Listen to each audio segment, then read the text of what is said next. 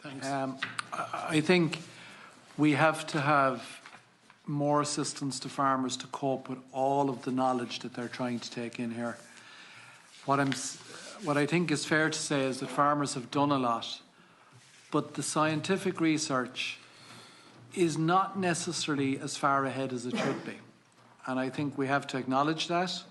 And I think we have to make sure that farmers are assisted to learn how to manage, for example, clover. Because clover is, for certain, a help in reducing the amount of chemical nitrogen purchased, but may not be the panacea in terms of excess nitrogen in sandy soils in particular. And I think we have to go back. Like what I'm keen to get across here is that farmers are doing an awful lot, but they're being asked to do more and more, and sometimes the help and advice is not fast enough for them. And to be fair to our colleagues here in the consultancy sector, the consultants are snowed under with work. And, you know, I have here the nitrates handbook that farmers are meant to assimilate, 57 pages. It provides 4 different slurry and nitrogen spreading dates. It provides for 4 different minimum slurry storage periods for farms which are perhaps out of date. It provides for new rules that are changing in 22, 23, 24 in terms of who has to spread by trail shoe or not. We are talking about change. We've seen the introduction of banding for cows. And look, sometimes farm organisations go along with reducing or changing the rules around banding, for example, because it helps some farmers to get in under the wire in terms of nitrates. But it's adding complexity. The reality is that it's very hard for any individual farmer to digest everything in this, because some of the people here who are experts are struggling to keep up with it. The facts are that the experts in consultancy and in Teagasc are snowed under trying to help farmers comply with the ever-changing rules, and they are changing every day. And what are we talking about here? Because I think it's important in a public forum for people to understand that there are 2 types of farmers really in this country now. There's the full-time dairy farmer or large-scale beef or tillage farmer. Those people are snowed under, running faster just to stand still. They're worked to the bone trying to do their calving at this time of the year. But they've got all this kind of stuff changing.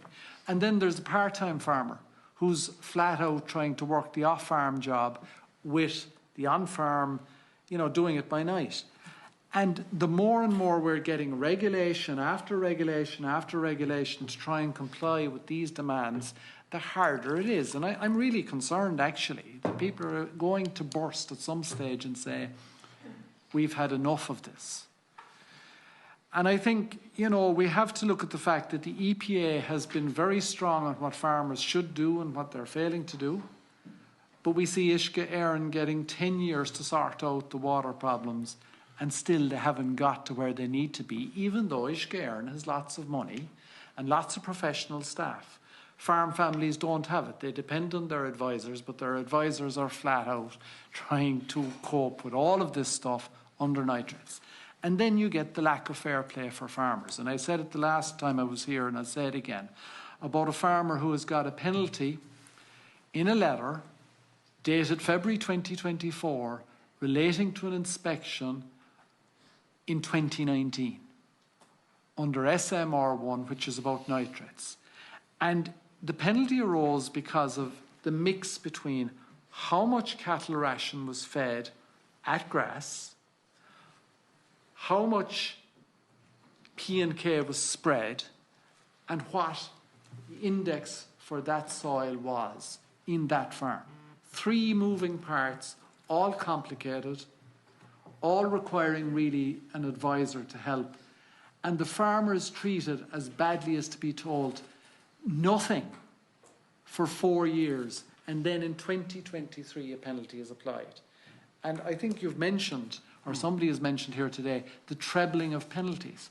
So if you're wrong in 2019 and you're not told about it in fair time, which is, in our view, pretty much as soon as possible after the event, you may well do this, make the same error in 2021, 2 or 3. And if you're told about it in 2024, you actually could have a trebling of penalty. This is what farmers are up against. And all we're saying is there has to be fair play, and there has to be some recognition that if we want farmers to do all of this stuff, we either increase massively the support that's available for Teagasc, or else we say we've got to slow down with the regulation. Okay. I think that there's a real concern here about what will rural Ireland look like in the future.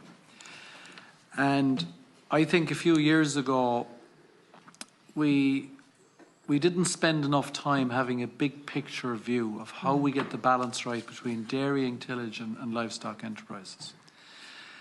And all of this regulation that's been driven from Brussels and accepted, I suppose, in Dublin is making it harder and harder for the family farm model to survive. The need for lots of complicated advice. The fact that if you're renting 30 or 40 acres, you're probably going to get blown out of the water as a livestock farmer. The fact that we're asking dairy farmers to run harder to stand still, that, you know, there was a time not so long ago 60 cows was a viable living.